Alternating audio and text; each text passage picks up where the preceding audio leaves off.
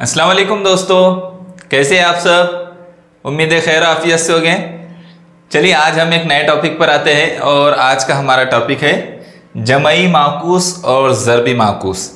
इसको additive inverse and multiplicative inverse भी कहते हैं।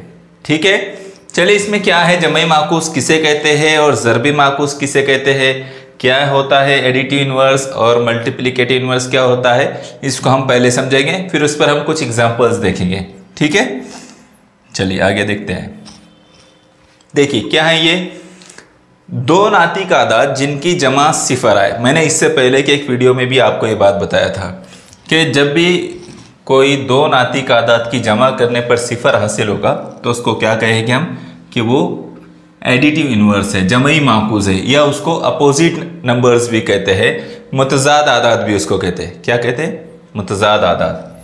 जब इस तरह से कुछ होगा तो उसको क्या कहेंगे हम, या तो जमई माकूस कहेंगे या मुतजाद आदाद कहेंगे। ठीक है, जैसे मैं आपको मिसाल देता हूँ, -2 और जमा 2।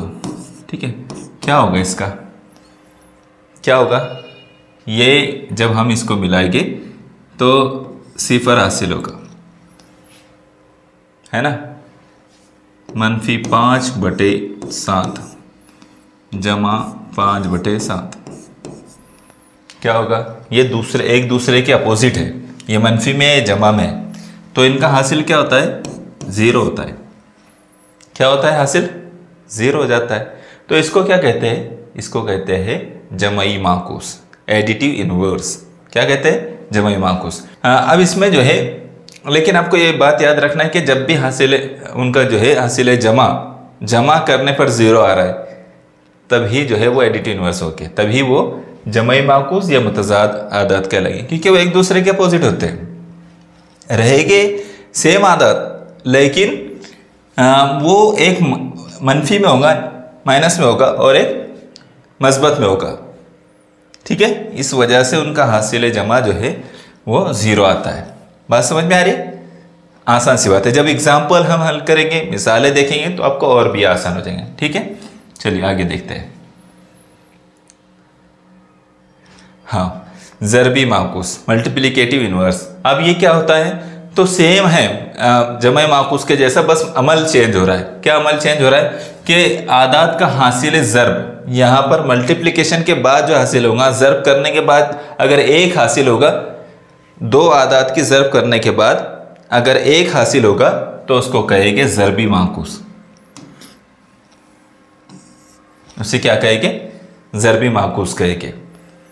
बात समझ में आ रही है कि जब आप 2 आदाद को, कोई भी 2 आदाद का जब आप हासिल ज़रब करेंगे या ज़रब करने पर जो हासिल आएगा तो उसको क्या कहते हैं, अगर 1 आएगा तो, है ना, जब 2 आदाद को ज़रब करने पर जो हासिल में 1 अगर आएगा उसके प्रोडक्ट के तौर पर, तो उसे क्या कहते हैं, ज़रबी माकूस।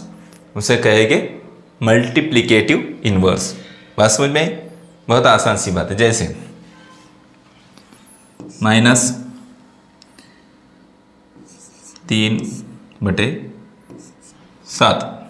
ठीक है, यह है -3/7, हमने ज़रब किया उसको 3/7 से, तो क्या होगा, क्या होगा, हासिल में 1 आएगा। सॉरी, ऐसा नहीं होगा, ऐसा नहीं होगा, इन्वर्स लेना पड़ता है ना, माकूस उसका अक्स लेना पड़ता है। ये वाली बात अक्स में जाती है, ऐसा नहीं रहता है, इसका अक्स उधर चला जाएगा, 7/3। माकूस जो लफ्ज़ है ना, ये अक्स से है। क्या है, अक्स से। तो इसको जो है, अब इसकी मैं अलामत कुछ देर के लिए हटा देता हूँ, समझने में आसानी होगी आपको। 3/7।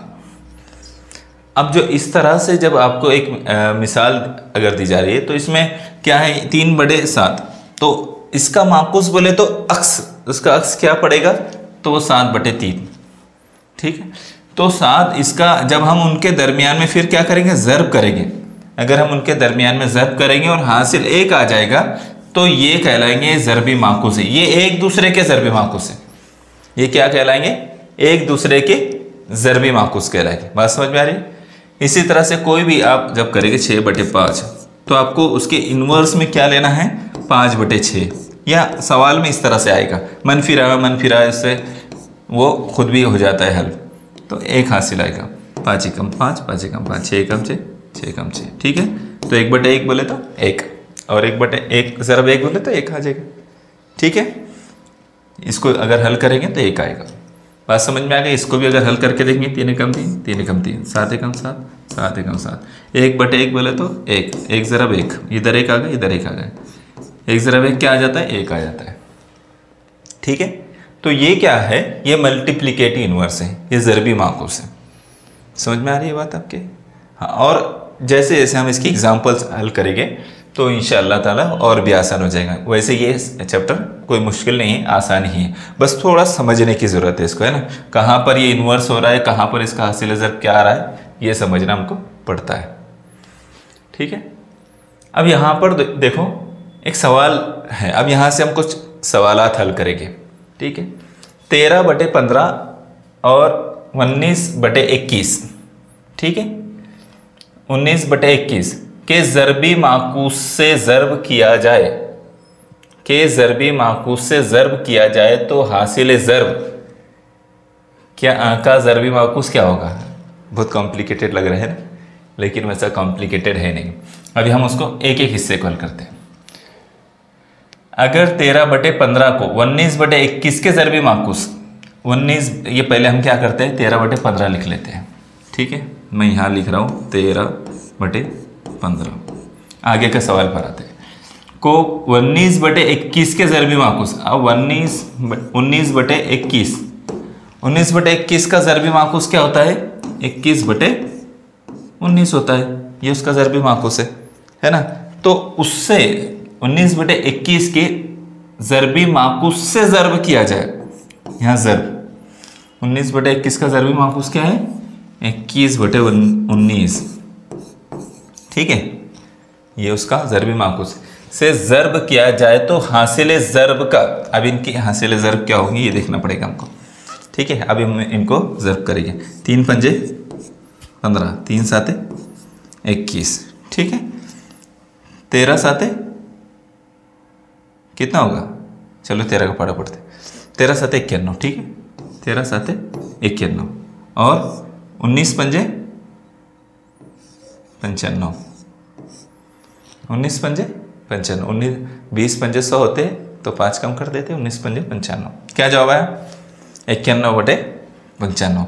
तो आप देखेंगे तो इसमें तुमको जवाब दिख रहा है ना। लेकिन यहाँ बात खत्म नहीं हुई, सवाल यहाँ खत्म नहीं हुआ है, वरना क्या हो जाएगा जल्दबाजी में, अरे आ गया जवाब, जवाब तो आ गया, मेरा सही आ गया, ऐसा करने में आप इसको टिक कर देंगे। आगे का सवाल देखना जरूरी, हासिल ज़रब का, जो ज़रब करने के बाद जो हासिल ज़रब है, यानी ये हासिल ज़रब करने के बाद ये हासिल हुआ, का ज़रबी माकूस क्या होगा, का ज़रबी माकूस क्या होगा। तो उसके अपोजिट देखना पड़ेगा हमको, उल्टा करना पड़ेगा, 95/91, है ना।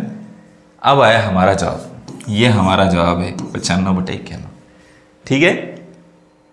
स्टेप में समझना पड़ेगा सवाल को, देखो और एक बार अच्छी तरह से समझ लो इसको।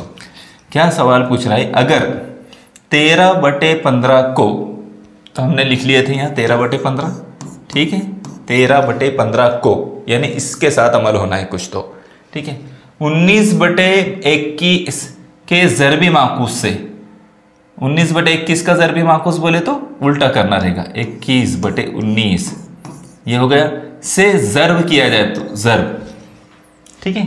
तो हासिल ज़रब का, यानी जो हासिल होगा, यानी हमने क्या किया, इसको 5, 3 पंजे 15, 3 सात 21, इन दोनों की ज़रब किए, 13 सात 91, 19 पंजे 95, ठीक है। यह हासिल ज़रब है। हासिल ज़रब का ज़रबी माकूस, इसका ज़रबी माकूस क्या आएगा, उल्टा करेंगे तो 95/91, तो आ गया जवाब। कुछ मुश्किल है क्या, लेकिन सवाल पढ़ने के बाद कैसा लग रहा है बाबा, अरे क्या है और क्या नहीं है ना। सवाल पढ़कर कभी भी खौफ में नहीं जाना चाहिए, झिझकना नहीं चाहिए, सवाल को जिस हद तक हो सके समझने की कोशिश करना चाहिए, है ना। और कभी भी सवाल को अगर आप पूरा एक साथ देखने की कोशिश करेंगे, फर्स्ट टाइम में तो एक मरतबा में उसको पढ़ लेना है, लेकिन सेकंड टाइम में उसको पार्ट में हल करने की कोशिश करना है, एक एक स्टेप में, तो बहुत आसान हो जाता है, ठीक है। ये हमारा जवाब आ गया, आगे बढ़ेगी। देखिए बताइए, -12/7 के ज़रबी माकूस और 12/7 के जमई माकूस का हासिले ज़रब क्या होगा? मनफी, यहाँ ये क्या है, 12/7, -12/7 इस तरह से है ना, ठीक है। के ज़रबी माकूस, तो उसका ज़रबी माकूस क्या होगा? 7/12, -7/12 क्या होगा उसका ज़रबी माकूस? उल्टा हो जाएगा, 7/12। और 12/7 के जमई माकूस, 12/7 का जमई माकूस क्या होगा? वो है -7/12, और 12/7 का जमई माकूस होगा -12/7। वो जमा में है तो नफ़ी में आ जाता है जमई माकूस में, ठीक है, एक जमा में होता है एक नफ़ी में आता है। तो इसका जमई माकूस क्या होगा? 12/7, लेकिन अलामत मनफी क्या चाहिए? जमई माकूस का हासिल ज़रब, अब यानी इन दोनों का हासिल ज़रब देखना है। -12/7 ज़रब -7/12, ये आ गया। हमने उसको प्रोसेस किए, हासिल ज़रब देखना, अब इनको हल करेंगे हम। तो 12 एकम 12, 12 एकम 12, 7 एकम 7, 7 एकम 7, क्या बच गया? इधर -1 बचा, ठीक है, ज़रब, इधर -1 बचा। मनफी क्या हो जाएगा? कट जाता है या जमा में बदल जाता है, ठीक है, जमा में बदल जाएगा। तो हाँ, जवाब क्या आएगा? 1। जवाब क्या आएगा? 1 एकम 1, और नफ़ी जमा हो जाता है। अगर दो नफ़ी को ज़रब किया जाता है तो वो जमा हो जाता है। ये आ गया जवाब 1, यानी हमारा जवाब ये है। आसान है, बहुत आसान है, बस हमने सवाल को समझना है। जब हम सवाल समझ लेते हैं ना, बहुत आसान हो जाता है। इसको एक बार फिर और अच्छी तरह समझिए। बताइए, -12/7 के ज़रबी माकूस। अब बोलो भला, आप में से कोई ऐसा है क्या जिसको -12/7 का ज़रबी माकूस नहीं करना आएगा? यानी आपको दिया जा रहा है 12/7, इसका ज़रबी माकूस करो। आप में से कोई ऐसा है जो नहीं करेगा? सीधी बात है, आप आसानी से कर लेंगे। उल्टा करना है उसका, 7/12, और अलामत मनफी की ही रहेगी, है ना। क्या है? सिर्फ उल्टा कर देना इसका। तो ये कर दिए ज़रबी माकूस। और क्या पूछा है आगे की कंडीशन, क्या दिया है? 12/7 के जमे माकूस, यानी दिया है 12/7, और पूछ रहा है कि इसका जमे माकूस करना है। तो क्या करना है? सिर्फ उसके साथ, अगर वो जमा में है तो मनफी की अलामत लगा देना है। 12/7 होगा उसका जमे माकूस। मुश्किल है ये? कुछ भी मुश्किल नहीं है। और बाद में इन दोनों की जमा ज़रब कर देना है। इन दोनों की क्या कर देना है? ज़रब। हमने उन दोनों की ज़रब कर दी, तो 7 एकम 7, 7 एकम 7 कट गया, 12 से 12 कट गया, 1 बचा दोनों तरफ मनफी का।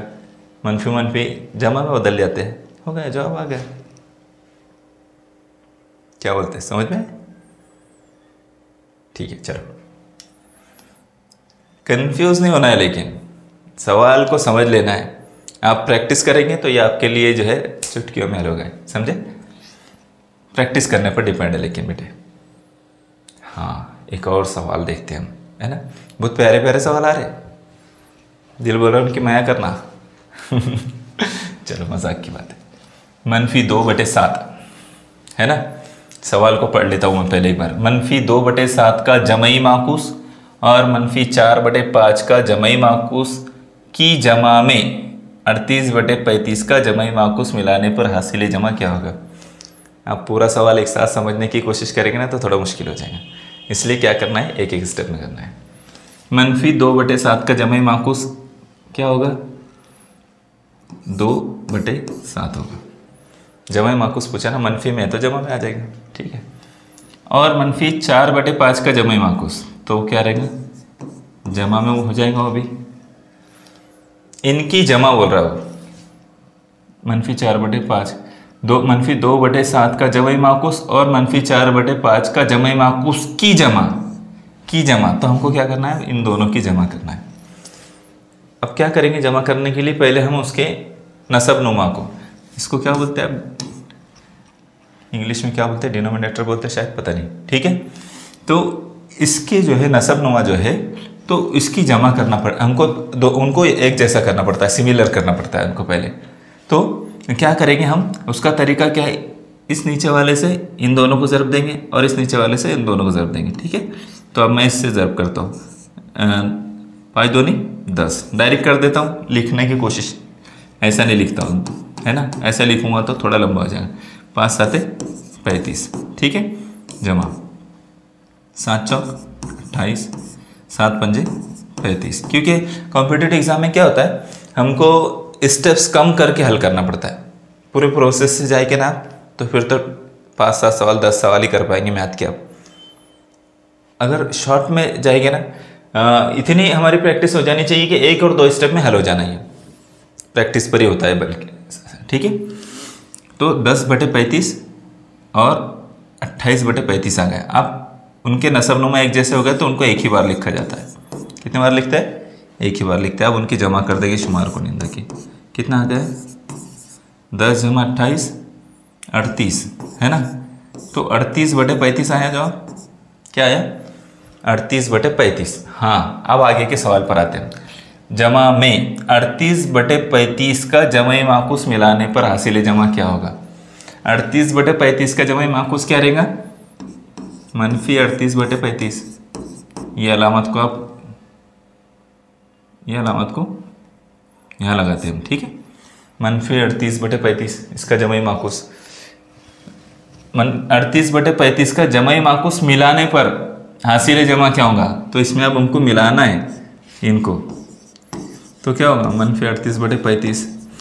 तो एक जमा का है, एक नफ़ी का है ना, तो क्या हो जाएगा, 38/35 में से 38/35 तफरीक हो जाएंगे तो क्या बच जाएगा, क्या बचेगा, 0 बचेगा, 0 बचेगा ना, इसमें से ये चला गया तो 0, तफरीक करे तो हमारा जवाब आएगा, इसका मतलब 0। कुछ मुश्किल है, स्टेप बहुत आसान है, बस समझना है। इसका जमा माकूस, इसका जमा माकूस निकालना था और उसका तो कोई मसला ही नहीं, बस हमको जो है लिखना था, उसको आसान हो जाता है, लिख कर आसान हो जाता है। हमने क्या किए, लिखे, फिर उसके बाद उसकी जमा का जो उसूल है उस हिसाब से हमने उनकी जमा कर दिए, तो हमारा जवाब ये आया। ठीक है, फिर हमने क्या किए, आगे का हिस्सा हल किया, 38/35 का जमा माकूस बोला, यानी मनफी कर दिया उसको। मनफी करने के बाद जब हमने हल किए तो आगे हमारा जवाब आ गया 0, 0 पर बड़ा 0। ठीक है, परेशान तो नहीं हो रहा है ना, आसान सी चीज़ है, परेशान होने जैसी बात भी नहीं, बल्कि एंजॉय करने जैसी बात है। क्या मज़ा आता है इसको हल करने में, है ना, अच्छे तरीके से हल करना है। ठीक है, चलिए आगे बढ़े। हाँ, अब और एक मैंने क्या किया हो, कोशिश किया हो कि अलग अलग तरह की मिसालें लूँ, ताकि आपको जब भी उस तरह की कोई मिसाल आए या एग्जाम्पल आपको हल करना पड़े तो आप हल कर सके उसको, इसलिए मैंने थोड़ा डिफरेंट टाइप की एग्जाम्पल्स चूज़ किया हूँ। ठीक है, यहाँ पर क्या सवाल दिया है, अगर a = 2 b = 5 हो तो दर्ज झेल में से मिसाल हल कीजिए। a का मतलब कितना है यहाँ 2 और b बोले तो 5, तो फिर इस मिसाल को हल करना है। आप कैसे हल करेंगे, तो मैं क्या करता हूँ, पहले इस मिसाल को नीचे लिख लेता हूँ ताकि और समझने में आसानी, या फिर वहीं से भी करे तो भी चलेगा। 2a, इन दोनों के दरमियान में ज़रब होती है, आपको पता है कि इस तरह से अगर लिखा जाता है इसका मतलब यह है कि उनके दरमियान में ज़रब हो रही है। a का मतलब कितना है 2, ज़रब 2, ठीक है। b का मतलब कितना है 5, ठीक है, जमा 3a, a बोले तो 2, ठीक है, ज़रब कर दिए, और b बोले तो 5। आगे का सवाल, ज़रब 1/5ab, यानी 5a का मतलब 2 ज़रब 5, ठीक है। अब हमको जवाब मालूम करना है, हमने बस कीमत रख दी है, जो दिया गया था उसमें बस हमने रख दी कीमत। अब हमको हल करना है और हल करने में आसानी से निकल जाएगा जवाब। 2 दूनी 4, ठीक है, बटे में 5, जमा 3 दूनी 6, बटे में 5, ठीक है, ये कॉस। अब आगे का हिसाब हल करते हैं। 5 दूनी 10, 10 पंजे 50, है ना, 5 दूनी 10, 10 पंजे 50, 1/50, ठीक है, बराबर मालूम करना है अभी हमको। अब क्या करेंगे, इनकी जमा करेंगे। 6 जमा 4 कितना होता है 6 जमा 4 कितना होगा 10, और ये सिमिलर है इसलिए एक ही बार उसको लिखते हैं। क्या करते हैं, एक ही बार लिखते हैं। 5 एकम 5, 5 दूनी 10। इधर कॉस में इधर क्या रह गया, सिर्फ 2 रह गया है ना, इधर क्या बच गया, 2 बच गया, और इधर ज़रब में 1/50। ठीक है, अब हम इनकी भी ज़रब करेंगे, 2 एकम 2, और इसको भी हम कट देंगे तो कितना बचेगा 25, है ना। 2 दूनी 4 हल करने का तरीका उसका, अगर ऐसा भी करके देखेंगे आप 2 से, तो 2 दूनी 4 तफरीक करेंगे, 1 बचेगा, 0 लगाएंगे, 2 पंजे 10, ये हो जाएगा हल। तो मैंने उसको डायरेक्टली कट कर दिया, 25 यहाँ लिख दिया। ठीक है, अब क्या बचा 1/25, यानी हमारा जवाब क्या आया, 1/25 हमारा जवाब आया। समझ में आया आपके, 1/25 यानी ये जवाब हमारा है। समझा या नहीं समझा? बस हमने कीमत रखी और वहीं हल कर दिए, बहुत आसान था ये। और इस तरह के सवाल जब दिए जाते हैं ना, तो आमतौर पर हमारे जहन थोड़ा सा हो जाता है कि यार ये इस तरह से जो दिख रहा है ना, ये ज़रा मुश्किल होते हैं, है ना, होता है ना ऐसा? हाँ सही होता है। तो ये जो है इस तरह के जो सवाल दिखते हैं ना, तो हम पहले ही हमारे दिमाग ऐसे बन जाता है कि यार ये बहुत मुश्किल होगा, दिख ही रहा है ऐसा सूरत से, तो उसको सूरत को देख कर नहीं डरना है। इससे हम जो है डरे बगैर, अगर सिर्फ क्या करना था, कितना आसान था, देखो कीमत रख दो, जो दिया ना वैसा। मैंने क्या किया, सिर्फ कीमत रखा यहाँ, और वो बहुत आसान था। ये 2 ज़रब 2 करना कोई मुश्किल बात है, कुछ भी नहीं। 2 ज़रब 2 किया 4 हो गया, 3 दूनी 6 किया, ये आ गया है ना, उनकी ज़रब कर दिया तो 1/50 आ गया। यहाँ तक हल हो गया। ये 6 जमा 4 करना कोई मुश्किल बात है क्या? 6 जमा 4 किया 10 आ गए, और 5 5 एक जैसा है ना सब नुमा, तो एक ही बार लिखते हैं हम। इनको काट दिए, 5 का पढ़ा तो आपको भी आता है, 5 एकम 5, 5 दूनी 10, है ना। इधर क्या बचा था, 1/50 था, इधर 2 बच गया था, हमने इनको भी काट दिया, और हमारा जवाब आ गया 1/25, है ना। आसान है क्या? नहीं आसान है, ठीक है, समझ में आ रहा है। लेकिन आपके आसान सी बात, एक एक स्टेप में इसको देखना है। मैंने बहुत ज़्यादा वो कर दिया कैसे यहाँ पर कि समझ लेंगे आप आसानी से, मेरा ख्याल है समझ में आ जाएगा। या फिर अगर कहीं पर ऐसा मुश्किल गया ना, तो थोड़ा बैक लेना है, वीडियो को बैक लेना है, फिर समझ में आ जाएगा इंशाल्लाह। ठीक, अगले सवाल पर आते हैं। ऐसे दिखने वाले सवाल अभी तो बोले बहुत मुश्किल दिखते हैं, लेकिन होते नहीं। अभी देखो हम इसको हल करेंगे। यहाँ क्या दिख रहा है कि 2/5 कॉस में दिख रहा है जमा, फिर कॉस में -3/5, ज़रब में -1/5, बराबर मालूम करना है कितना है, सवाल ये निशान दिया है। अभी देखो हम इसको मालूम करेंगे, कैसे मालूम करेंगे। जमा का तरीका नसब नुमा जब सेम रहे तो जमा का तरीका हमको मालूम है। ठीक है, क्या करेंगे, इनकी जमा करेंगे। तो -3 है ना, उसमें से 2 निकालेंगे तो इसका मतलब -1 बचेगा। क्या बचेगा, -1 बचेगा। और बटे में दोनों एक जैसे है ना, दोनों एक जैसे है, तो क्या रहेगा, एक ही बार लिखते हैं हम, है ना। यहाँ -1 बच गया ऊपर, ऐसे हुआ ना, -3 में से 2 गए तो -1 बचा। ठीक है, और नीचे 5 5 एक जैसे है नसब नुमा, तो हम एक ही बार लिखते हैं, तो हमने एक बार लिख दिया। ये कॉस हल हो गया। हुआ कि नहीं हुआ, हो गया। आगे देखो, ज़रब -1/5, -1/5। अब हम इसको हल करेंगे तो -1 कट हो जाएगा। क्या होगा, उनकी दोनों की मनफी की अलामत कट जाएगी, और -1 कट हो जाएंगे बोले तो दोनों नहीं कट जाएंगे। इसका मतलब है कि उनके मनफी जमा में बदल जाएंगे, उनकी नफ़ी की अलामत कट जाएगी, तो वो क्या हो जाएगा, 1 हो जाएगा, है ना। क्या हो जाएगा, 1। दोनों की ज़रब करेंगे तो 1 ज़रब 1, और नफ़ी गायब हो जाएगा उनका, 2 नफ़ी मिलकर 1 जमा बना लेते हैं। और 5 ज़रब 5 क्या आ जाएगा, पढ़ो बोले 5 का पढ़ा 5 तक, 5 पंजे 25, तो ये आ गया 25। हो गया ना हल। आप क्या रहा, आगे क्या देखना है, हो गया हल, इतना ही था वो। और दिखने में कैसा दिख रहा है, आ गया जवाब हमारा, ये जवाब है हमारा 1/25। कुछ था क्या इसमें, कुछ भी नहीं था, बहुत आसान था। बस हमने नफ़ी का अमल किया और ज़रब का अमल किया, ख़त्म हो गया काम। कॉस हल कर लिया ना हमने, और कॉस हल करने में कुछ भी नहीं था, 3 में से -3 में से 2 निकालना था, -1 बच गया। इन दोनों को सेम होने की वजह से एक ही बार लिखना था, वो एक बार लिख दिए। ज़रब में -1/5 था, -1 को ज़रब करेंगे आपस में तो वो जमा हो जाएगा, 1 लिख दिया हमने उसका, और 5 × 5 25 हो गया। जवाब आ गया। आ गया कि नहीं आ गया? आ गया। बहुत आसान है।